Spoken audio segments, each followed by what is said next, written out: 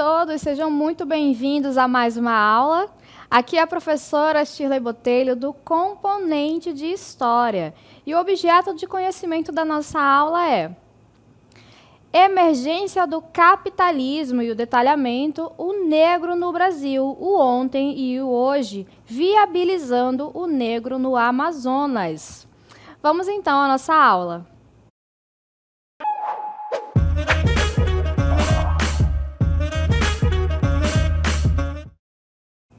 Muito bem, então vamos falar sobre a importância da população negra, da história do negro no Brasil, da sua influência para a cultura, para a formação da sociedade brasileira e também viabilizar a história dessa população aqui no Amazonas, na região norte. E a gente inicia aqui a nossa aula trazendo um texto para vocês, falando aqui sobre o Dia Nacional da Consciência Negra, que é comemorado no dia 20 de novembro, que foi oficialmente estabelecido pela Lei 12.519, que é datada aqui no dia 10 de novembro de 2011. A celebração do Dia da Consciência Negra é um convite à reflexão a respeito da importância da presença negra na história do Brasil, na formação cultural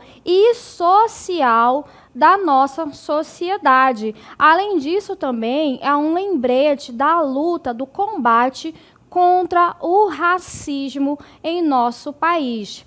Essa data ela é uma homenagem à memória de Zumbi, o líder do Quilombo dos Palmares, que é localizado entre os estados de Alagoas e Pernambuco, na região nordeste do Brasil. O Quilombo dos Palmares, ele é o quilombo de maior reconhecimento histórico. Ele foi o quilombo mais duradouro da história. Ele acolheu cerca de 20 mil pessoas no auge do seu funcionamento. Zumbi dos Palmares, ele foi o último líder do Quilombo dos Palmares, que, como nós já mencionamos, é o de maior relevância histórica. E ele se tornou um símbolo da luta e da resistência contra a opressão colonial, contra a escravidão no Brasil. Portanto, nós evidenciamos aqui a importância do Dia da Consciência Negra, no dia 20 de novembro, certo? E aí a gente continua aqui o nosso texto, que o Brasil é o segundo país com a maior população negra do mundo, abrigando aproximadamente 4 milhões dos 12,5 milhões de escravizados que chegaram no continente americano. E aí a gente precisa contextualizar aqui, vamos fazer uma pausa aqui nesse texto. O que acontece? Lembrando que quando ocorreram as grandes navegações a partir do século XV e os portugueses, eles vão avançando ali no litoral, na costa africana e se fixando, formando ali suas feitorias e tomando conta do território africano, e na medida em que ocorre o início da colonização nas Américas, vai ocorrer essa colonização e vai ser empregada a mão de obra africana para os trabalhos nas colônias. Então, vai ser criada toda uma estrutura em cima desta mão de obra. Então, de modo que os europeus vão acabar criando uma estrutura econômica e vão lucrar muito com a mão de obra dos africanos que são sequestrados ali de suas comunidades, são retirados de suas famílias, atravessam o Oceano Atlântico nos navios negreiros e são vendidos como mercadorias para trabalharem em diversas atividades nas Américas. Dessa forma, estima-se que mais de 10 milhões de pessoas são levadas aqui até a América.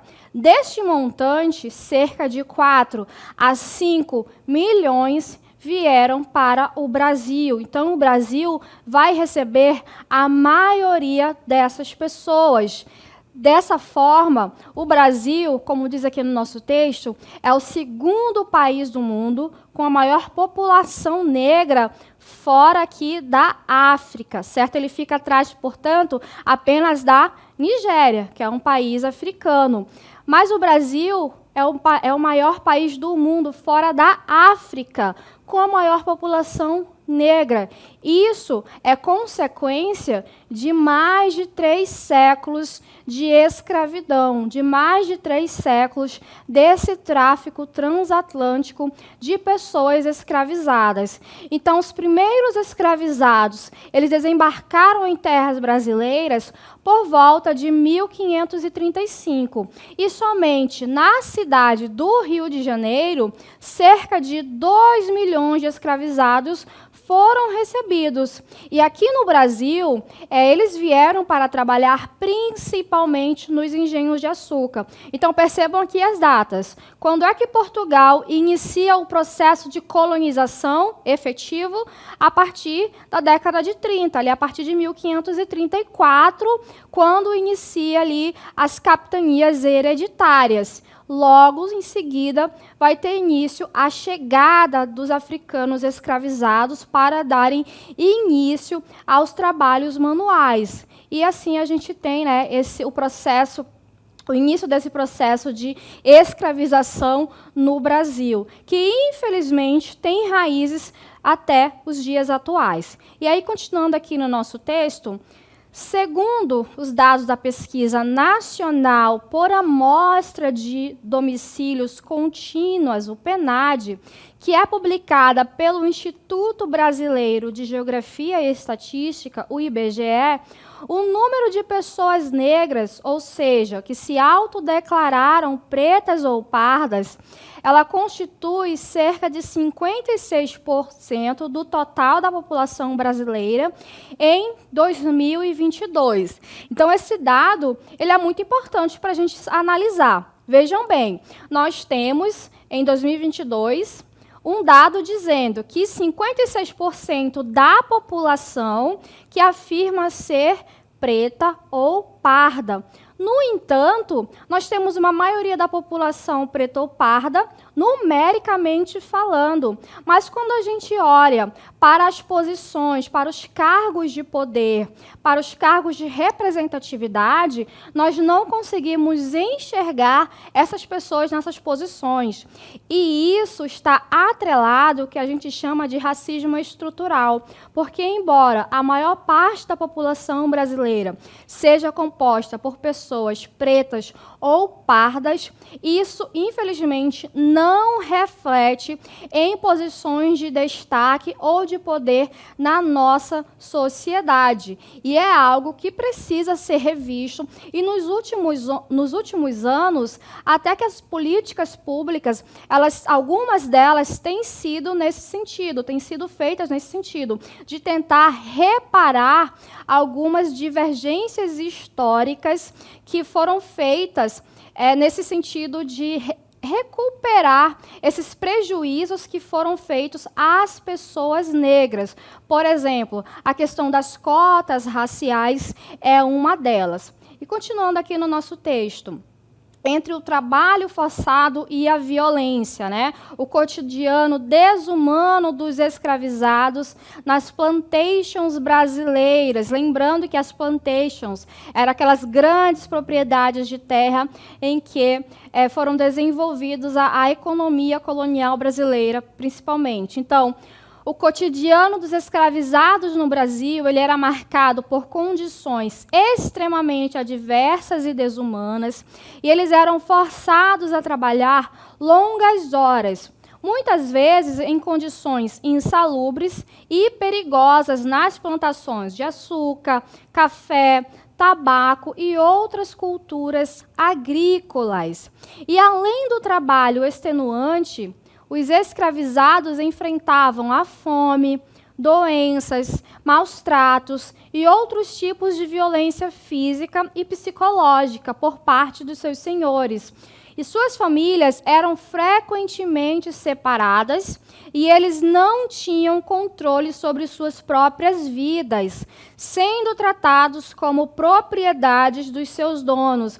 Então, a gente observa que era um cotidiano de extrema violência, em que eles eram explorados e obrigados a trabalharem longas jornadas de trabalho, não tinham ali um descanso, não tinham uma alimentação adequada, sofriam violência, não poderiam ter vínculos ali com suas famílias, já que eles eram constantemente separados. Então, eles eram vistos como mercadorias para os seus senhores. Então, como mercadorias, eles poderiam fazer o que quisessem com essas pessoas. E aí a gente traz um anúncio que data de meados do século XIX, aqui do Amazonas, para a gente entender um pouquinho como funcionava a lógica da sociedade em relação a essas pessoas.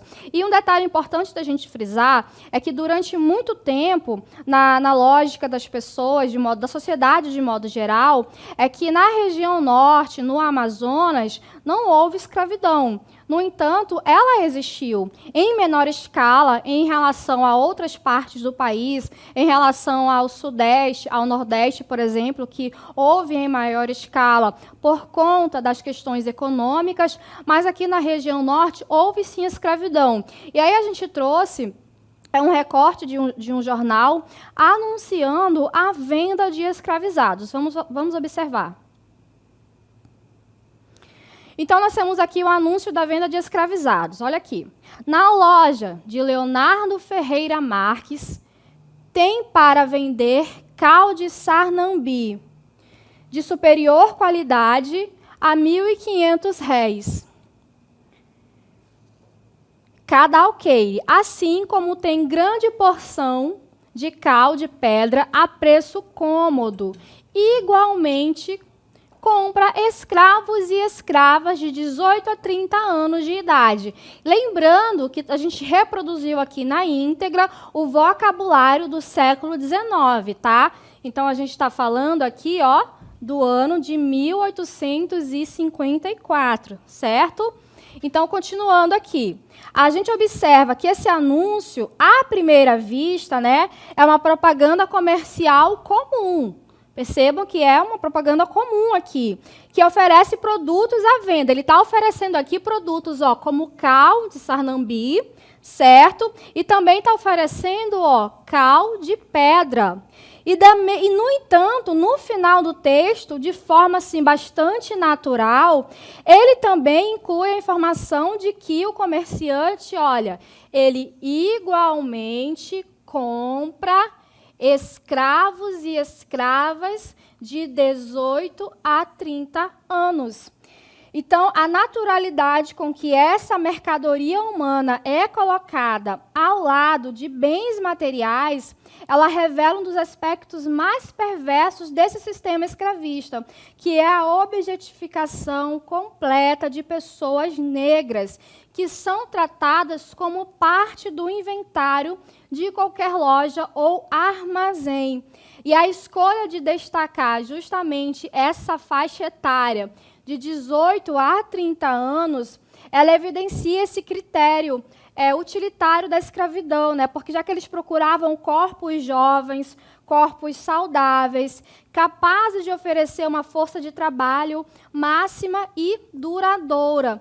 Então, isso demonstra como o comércio ele está muito vinculado à questão da escravidão. E percebam como o jornal publica de forma bastante naturalizada a questão da escravidão. Então, percebam que existe toda uma estrutura social que compactua com essa prática. E aí a gente trouxe também um outro anúncio de jornal, mas esse não é de venda. Esse é o anúncio que está denunciando a fuga de uma pessoa escravizada. Vamos observá-lo. E aí é que a gente tem: gratifica-se a quem capturar o escravo fugido de nome Bernardino, mulato falo, muito conhecido. Foi escravo do capitão Antônio Lepo de Macedo. Deste passou para João José Ferreira e depois Custódio Pires Garcia, de quem o compramos.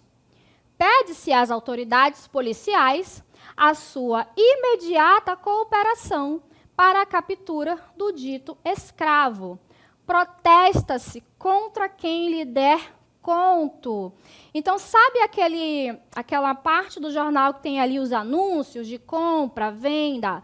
Então, esse anúncio é colocado ali naquela parte específica do jornal. Esse anúncio sobre fuga do escravizado Bernardino, ele é mais do que um simples registro, né? Ele é um documento que ele revela toda essa engrenagem desse sistema escravista. Essa linguagem do anúncio, ela é bastante objetiva e ela reflete como a pessoa negra ela é desumanizada. Então, a gente percebe aqui que o Bernardino, ele não é tratado como uma pessoa que tem direito, ele não tem direito a nada.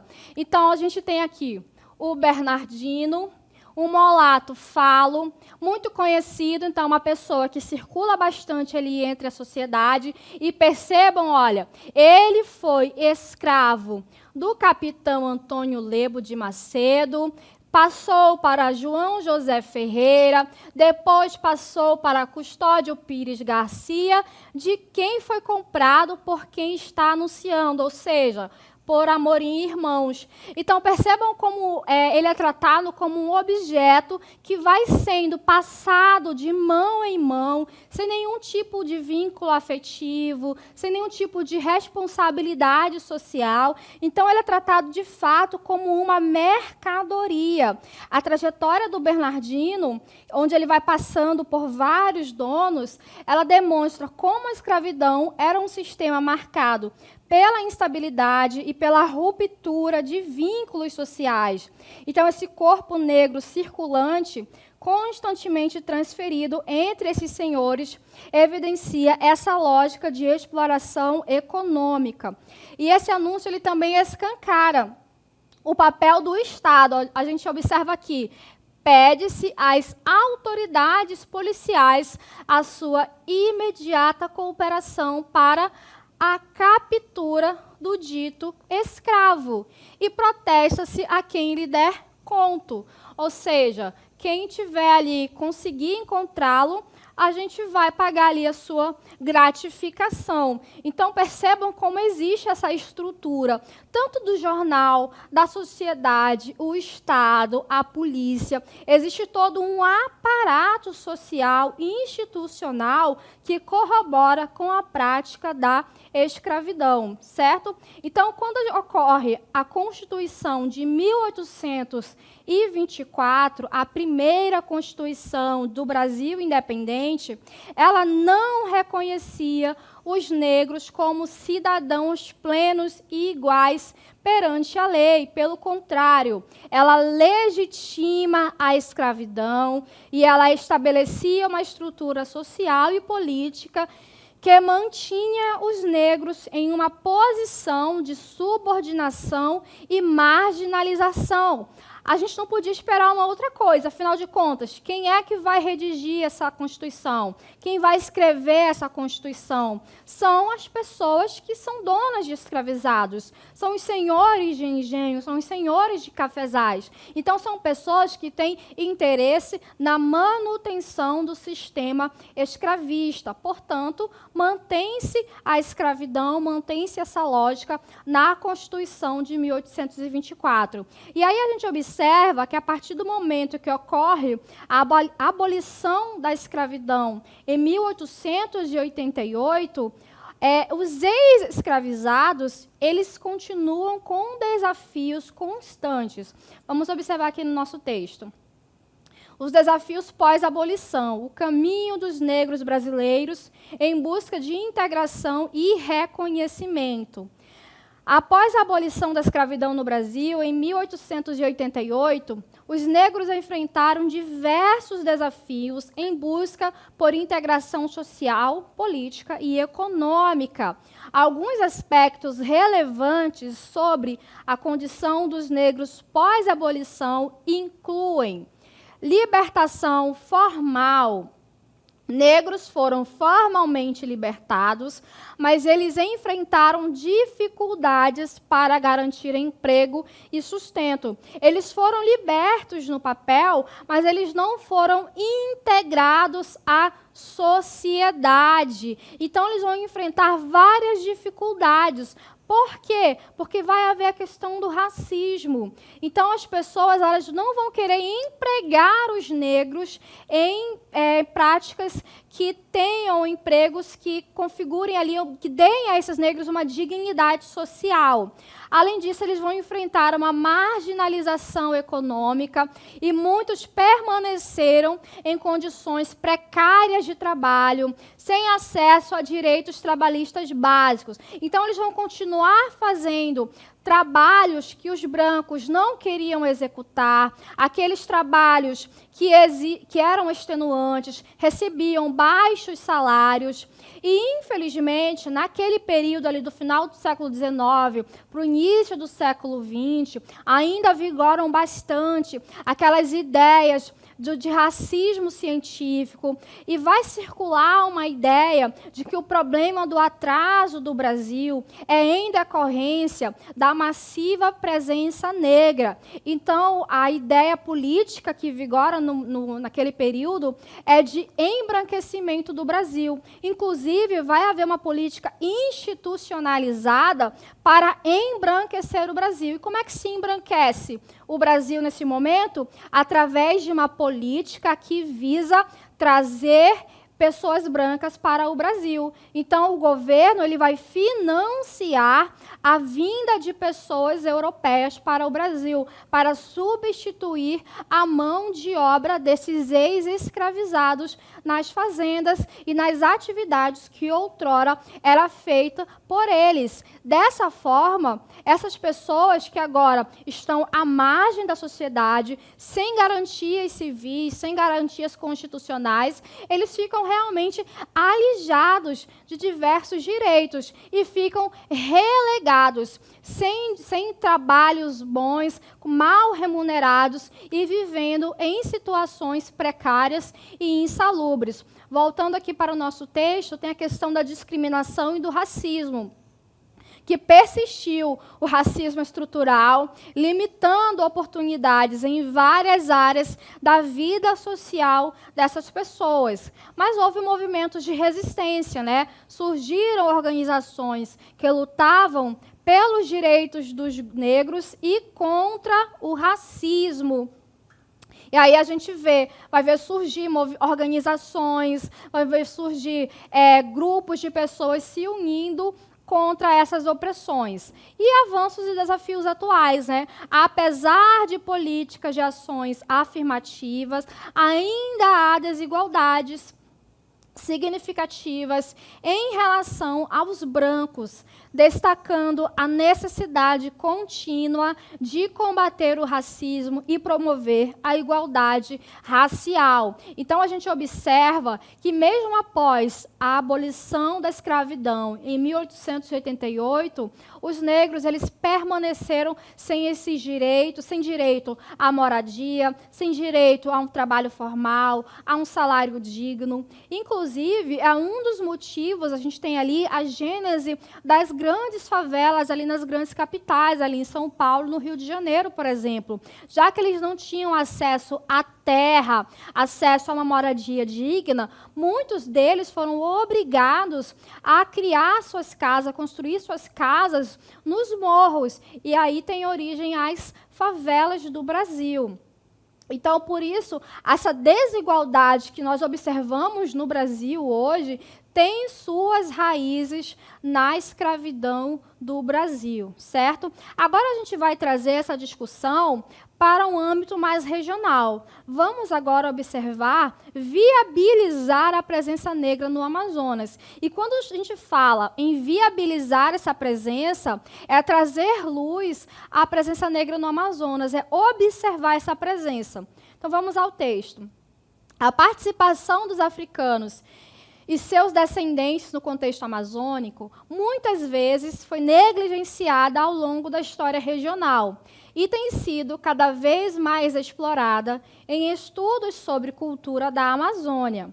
As experiências negras, outrora marginalizadas na narrativa histórica local, têm despertado reflexões e ganhado novos significados entre os habitantes da região amazônica. Então, durante muito tempo, a história local, ela contemplou apenas, privilegiou apenas o estudo da história indígena, o estudo das histórias dos colonos que vieram para a Amazônia, das expedições, e negligenciou outros aspectos, outros personagens históricos que contribuíram também para a história, a sociedade, a cultura aqui da região norte, aqui do Amazonas.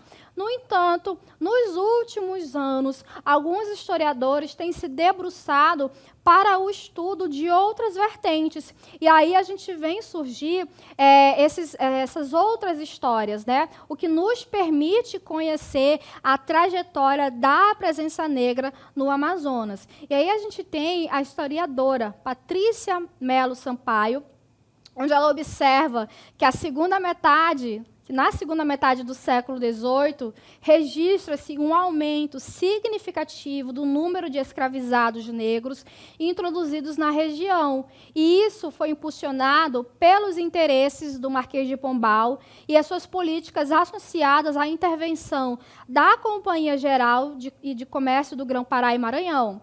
E essas medidas, elas visavam aumentar a utilização de mão de obra negra para substituir a mão de obra indígena. E isso num contexto de escassez de mão de obra em que os colonos viviam aqui. Então, ele vai criar uma política para trazer mão de obra negra para a região.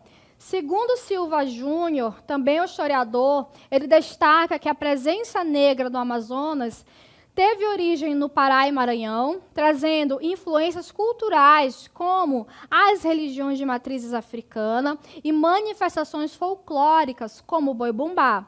Vale ressaltar que o Amazonas foi o segundo estado brasileiro, ficando atrás do Ceará, a abolir a escravidão em seu território, 4 anos antes da promulgação da Lei Áurea, em 1888. Então, em 1884, a província do Amazonas já havia declarado a abolição da escravidão. Esse é um dado muito importante para a gente refletir a respeito da luta do movimento negro aqui na província do Amazonas. E após décadas de luta abolicionista, surgiram em Manaus, na Manaus pós-abolição, espaços como o African House e bairros considerados redutos de negros, como a Vila São José, que é a atual Praça da Saudade, Praça 14 de Janeiro e o Zumbi dos Palmares.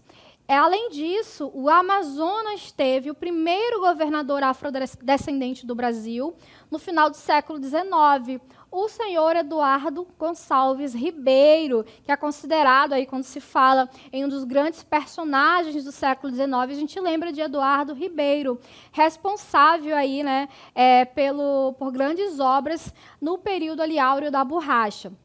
Nos primeiros estágios da luta pelos direitos dos negros no Amazonas, foram registradas a presença de organizações como a Sociedade Emancipadora Amazonense, estabelecida em 1870, a Sociedade Libertadora, fundada em 1882, a Cruzada Libertadora da Escola Normal e o Clube Juvenil Emancipador, estabelecido a partir de 1884, né, o ano onde houve a emancipação da escravidão aqui no Amazonas. Ainda de acordo com o historiador Silva, os movimentos negros no Amazonas mantêm o seu compromisso de preservar a memória e continuar a luta contra o silenciamento, contra a invisibilidade e o esquecimento da população negra local, cujas demandas remontam aos primórdios da história regional.